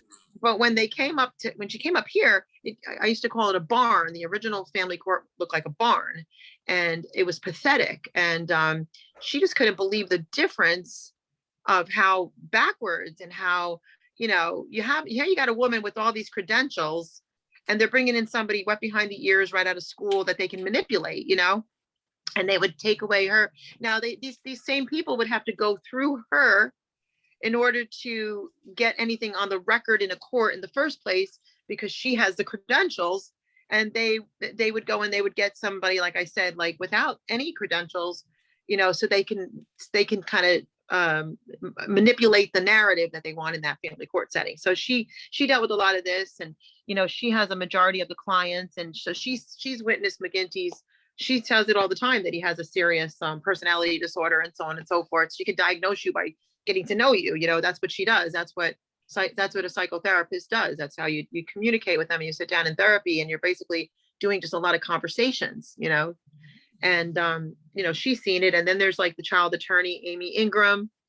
There's numerous people that are paid 18B attorneys and so on, or child attorneys or whatever, that are paid through the family court, that are they're absolutely horrible, and they're committing crimes too. A lot of them are getting paid and not working. A lot of them don't even see their clients, or they lie about what their clients' wishes are, or safety or lack of, so she's witnessed it all. She's seen it all, Okay, let's go back to that, what you just said. So Miss Gordon has witnessed professionals in the system who should be providing services, and they're not? No, what'll happen is they'll replace her with one of these lesser credentialed persons Oh, that okay. can't do, to just because if they want to move the court in a certain narrative, like lying, in other words, child's being beat up, bruises, and so on and so forth. Just nothing to see here. Cover your eyes. It's not happening. That kind of thing. And Jillian will tell the truth. She might have had the client as a patient, and then they'll kick her out and put in some person that'll say, nothing wrong here. Child's fine. Child's happy in that home, kind of thing. Meanwhile, Jillian knows better, kind of thing. And who pays for this new person? The court. So instead of like, in other words, if let's say mom and child or children are going to her for therapy, and they like her, and that's their therapist, right? Right. And that's their private therapist. They'll force the mother to one of the court-appointed therapists. So the court-appointed therapist can say, mom's crazy, mom's making it up. Meanwhile, that's not the case at all. How does that happen? Well, they appoint them, and they appoint them, and then they order it. That's why these are direct human rights violations. Okay, lots of rights violations, HIPAA rights violations, ADA rights violations. The list just goes on. So, but it happens. It happens. That's the sad part. So the parent and child have, this is just, to me, this is really important, and I didn't know about this, and I really want to solidify this. So the parent and child have mental health professional in their life that they find they need and they're comfortable with and helpful, and it's working. Right. Go into court, and the judge, in a moment, do they even take testimony on this? Or yeah, they'll take testimony, and Jillian will come in and she'll say the truth. Okay. Clients are doing great. Clients have disclosed XYZ, sexual whatever. And next thing you know, she's kicked out, and they put this way lesser lack of credentials or what have you.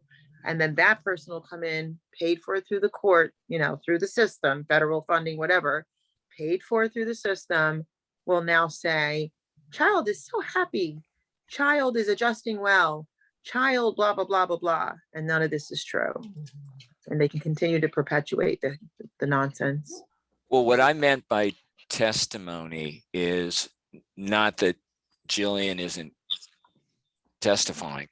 It is what testimony is put before the court that indicates there's a need for change.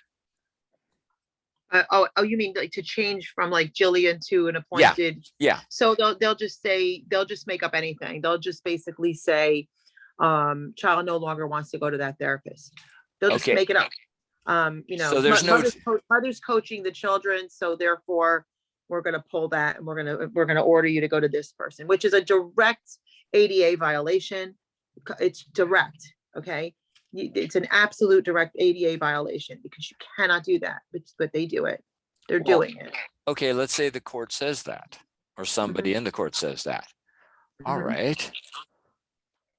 Let's bring the other side in and see what they say. So that's not happening, is it? When you say the other side, what do you mean? Well, okay. The court takes the position that Jillian and the crew, this is all staged, it's a lie. Oh, right. And that, the court is going to come to the rescue, kick Jillian out, Yeah. get the new person in, and now we've got the right thing. Okay, so the court's taken the position.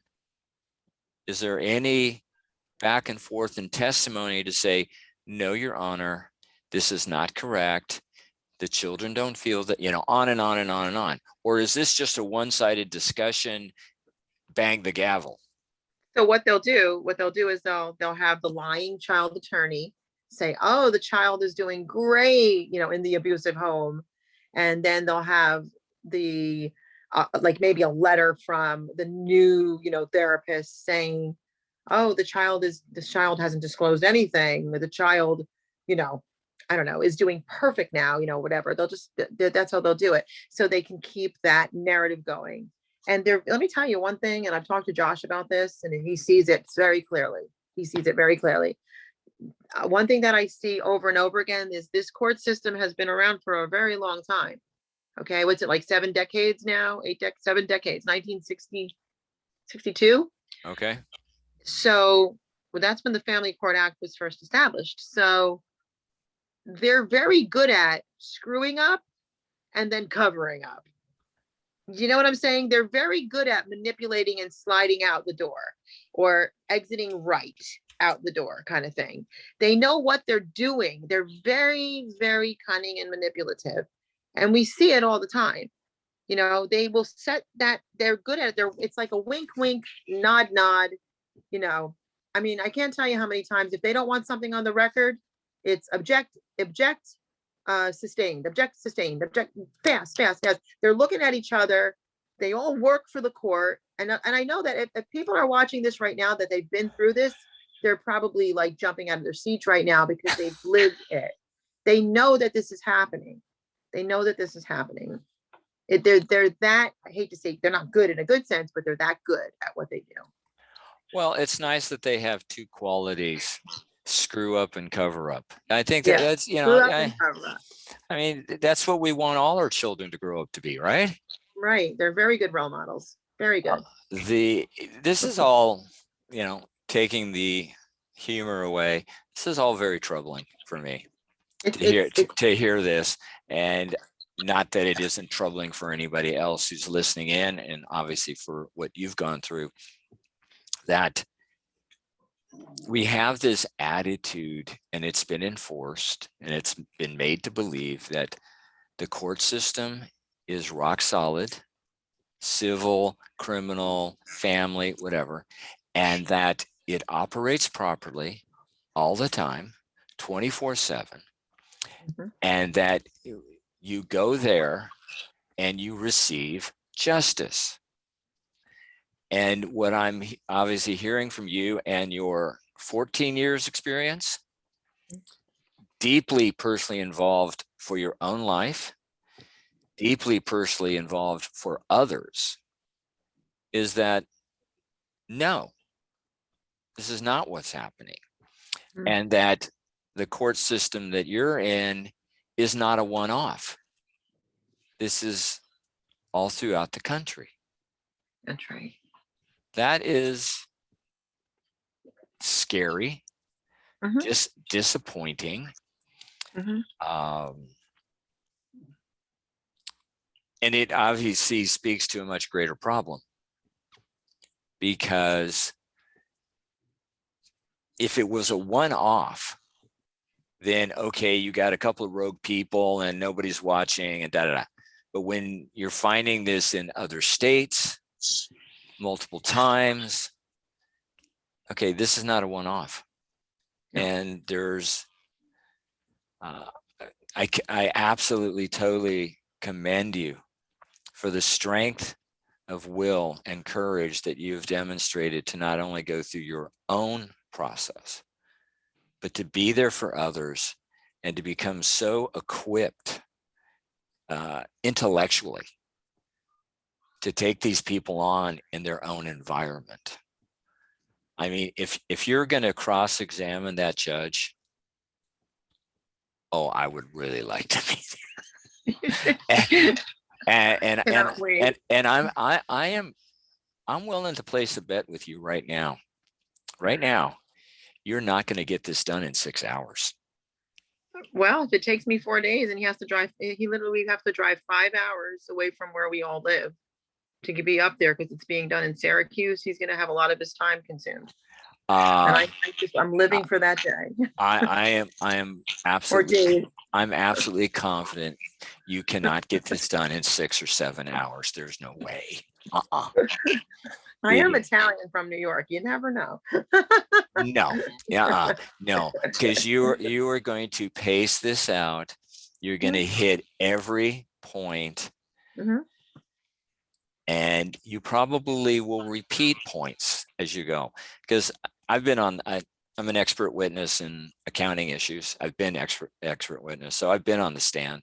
The longest time I've been on the stand in one case, continuous, not until the clock runs out, but come back. I've been on the stand 18 hours. Ooh, yeah. So if you're telling me you're going to get done with this guy in 6, there's no way, girl. There is no way you're going to get done with him, because 6 hours and you're just going to finally turn the first page. I hope it gets recorded, because well, here's another thing too, is that Josh had to depose him for the one woman's case, which was crazy, and what he did to her. And that's the first one that actually made it to a deposition. And that was 6 hours, I believe he said. But okay. This, it's not as expanded as mine. So you're probably right, because I have numerous things going on in the one that I'm doing. But and also my son is on that one, so he's going to be deposed for that too. So he's Hey, this is going to be, his career is over. His career is over. It's just coming soon, This is going to be days. It's going to be, yeah, you're probably definitely right about that, but it'll be my Disney World, but we got 20 minutes or so left. This has been very educational for me. I won't say enjoyable, though I have enjoyed our time together. It has been very eye-opening, and I hope all the listeners are getting a lot out of this and paying attention. We've talked about, just to recap, we've talked about the march. We have talked about your book and your book coming and how to get to it. That's great. We have talked about your organization. Yeah. Is there something, I guess one thing would be for anybody listening, if they are in this position, or if they know people who are going through this, would you be one to be contacted? Yeah, so I can do this nationally. So basically what they would do is they would go to the website, which is punished for the number 4 beingaparent.com. And then there's tons of information on there. There's videos, educational videos, news reports, interviews. There's a lot there.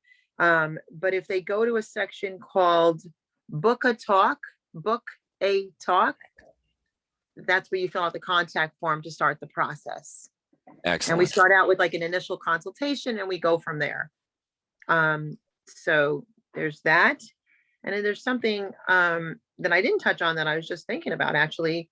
One of the things that we're planning to do, I've been working on trying to find a building. And I do this nationwide, like I said. But one of the things that we're planning to do, because I really want the family court completely gone. There's no point in it. It doesn't help children. It doesn't help families. It's only harm them. I can say this because I've repeatedly court watched for years.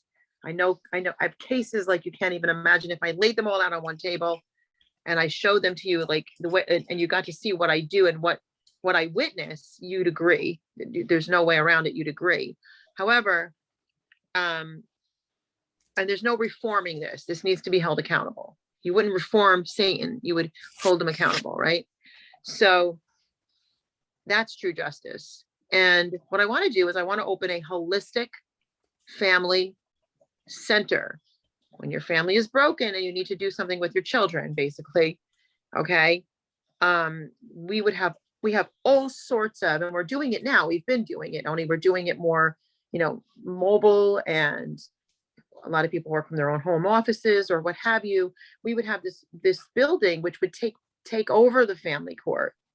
And basically what it will do is most people are going to want to do that. They're going to want to know ways to practically help your family, holistically help your family, and come to an agreement. And then if you need a judge at that point, after we go through the whole process, you could get an arbitrator to sign some kind of an order that because nobody should be, and no child should be, even two good parents, when a child is going back and forth, back and forth, back and forth, back and forth, 1 week here, 1 week there, that is not a healthy childhood. And an adult wouldn't want that. This week I sleep here, this week I sleep there. We have to think of better, there's better ways. We should be getting smarter, not less smarter. We shouldn't be going backwards. We should be going forward in the 21st century. The other thing is that anybody left over in the family court that refuses to leave at that point, I think they're going to be highlighted more as an abuser, like at that point, whether it's male or female, they're going to be highlighted more to recognize the fact that there's issues there. Okay. Police officers need to be majorly trained. I think the whole, whatever you believe, if you think it's MK Ultra, if you think it's a real story, I don't care what you believe. The storyline of Gabby Petito and Brian Laundrie, I could go on about that for an hour. When I saw the cops, red flags went up all over the place because I saw that she was abused. Now, I don't know that he's a horrible guy. I don't know that he's committed suicide or an alligator ate him. I don't know if it's a real story or not. I don't know. But I can tell you this, the fact that they blamed her and that she was the aggressor, that pissed me off, because I knew that she wasn't the aggressor and she shouldn't have been. What they were going to do is they were going to arrest her. So I think it shows society what we deal with in the family court, what we deal with in court, how domestic violence victims are treated, how there's desperate lack of training, how judges are not trained properly, law enforcement, not only are they not trained properly to, instead of escalate situations, how to learn how to de-escalate situations when it comes to somebody who's afraid of a cop, who they claim that they're, what do they say, that they're not complying, or what do they say, they're not resisting arrest, resisting, yes.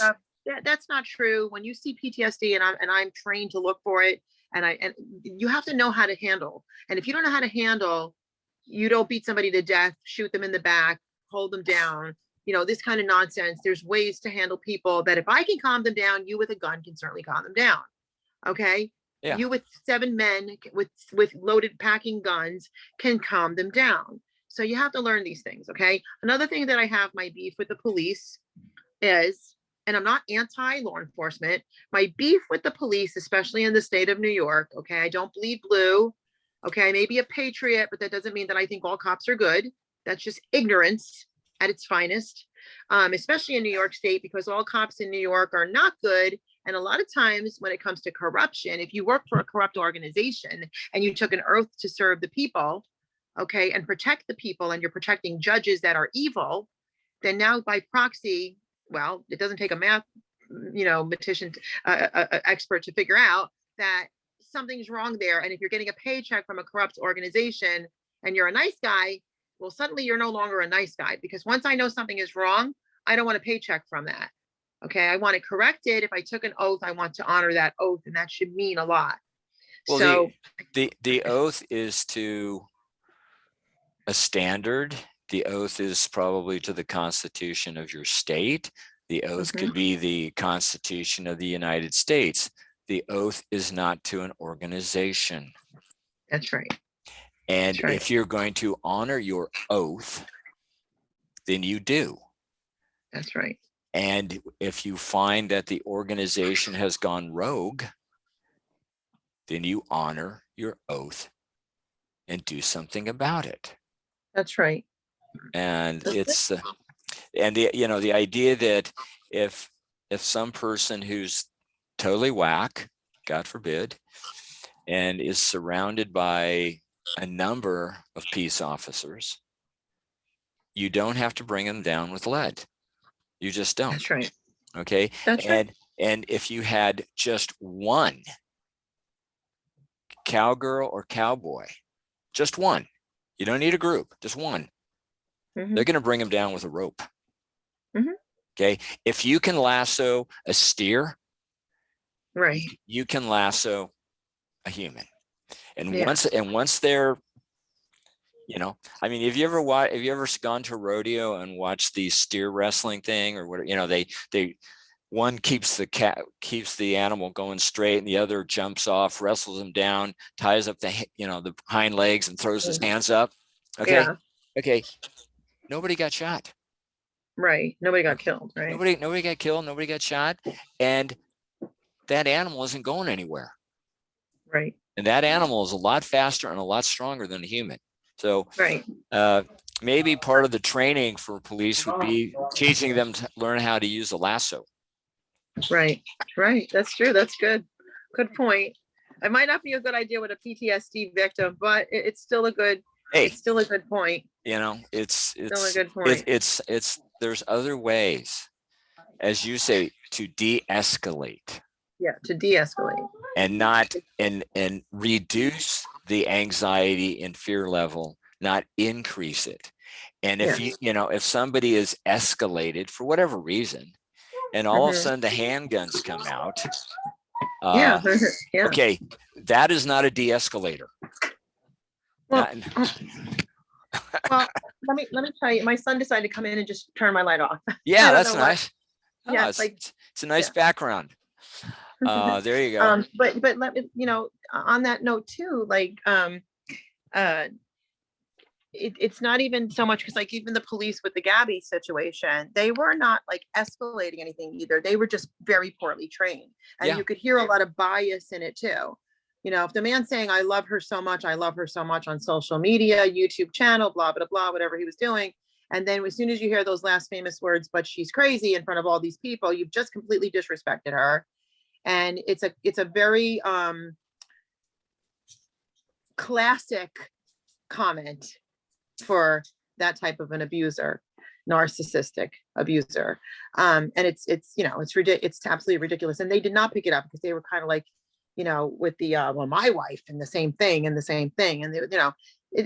this isn't a show, and it's completely wrong. So and on the other side of that, and some people might not agree with me on this part, but I also, my heart goes toward him too, because maybe he was abused. He's still young. They're still young, it's in their 20s, there's a lot of different changes in the 20s, that age range, has these hyped up emotions and things like that. And it didn't have to end in the tragedy that it ended in. And I think if it was handled properly by the proper training, again, this could have been very different outcome, very different. It's sad on all levels. It's sad on all levels.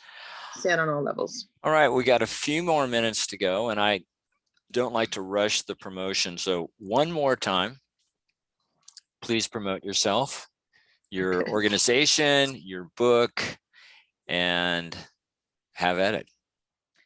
Okay, well, it's Punished for Protecting Incorporated.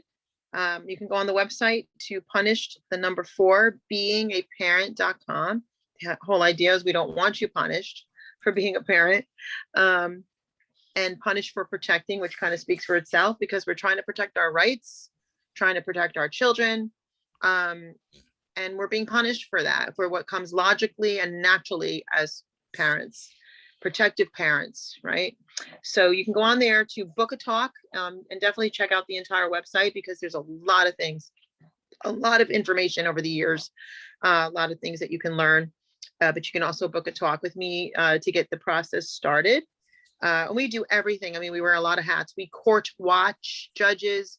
We report judges to the United States Department of Justice.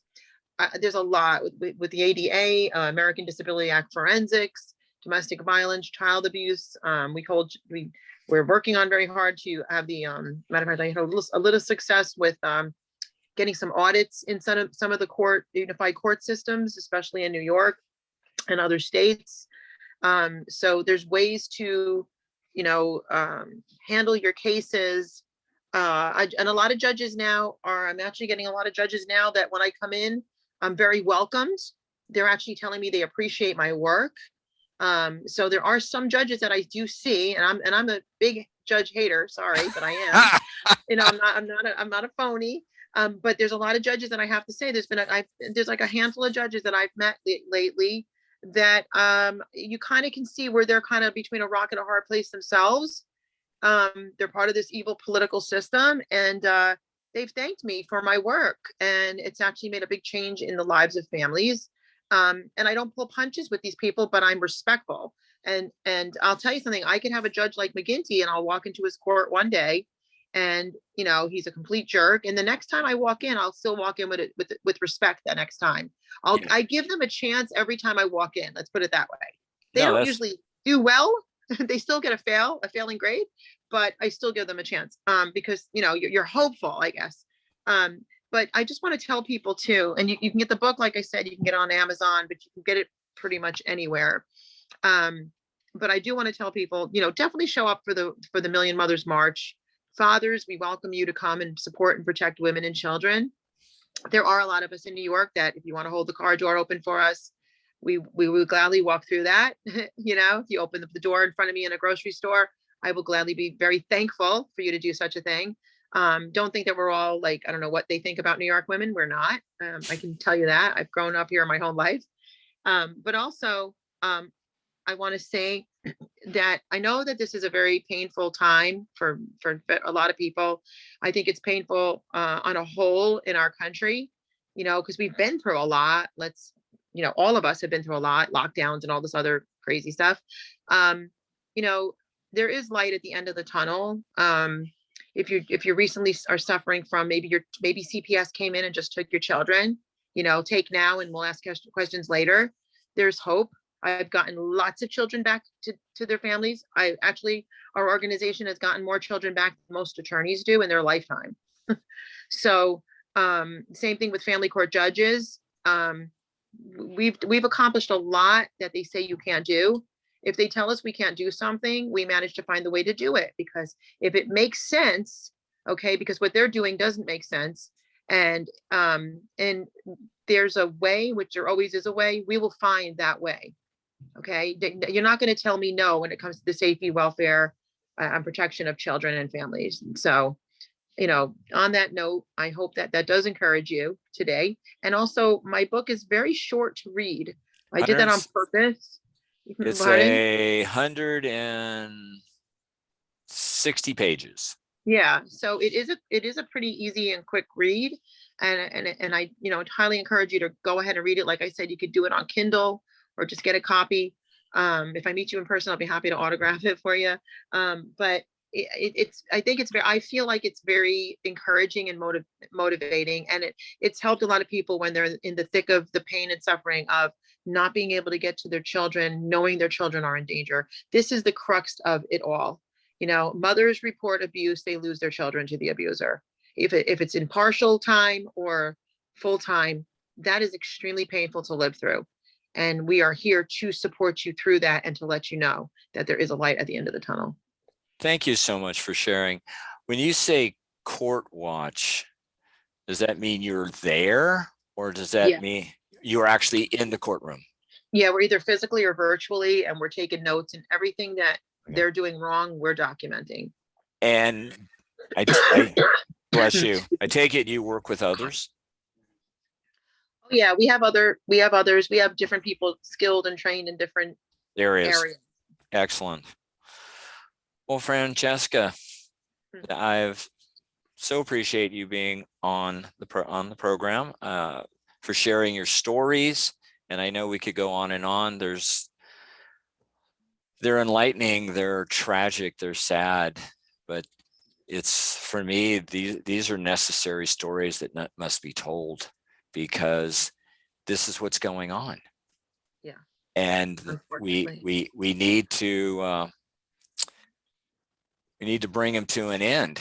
So yeah. I see the Kath is there. Hi, Kath. She's one of the ladies that's coming next. Good evening, Kath. She may not hear me yet.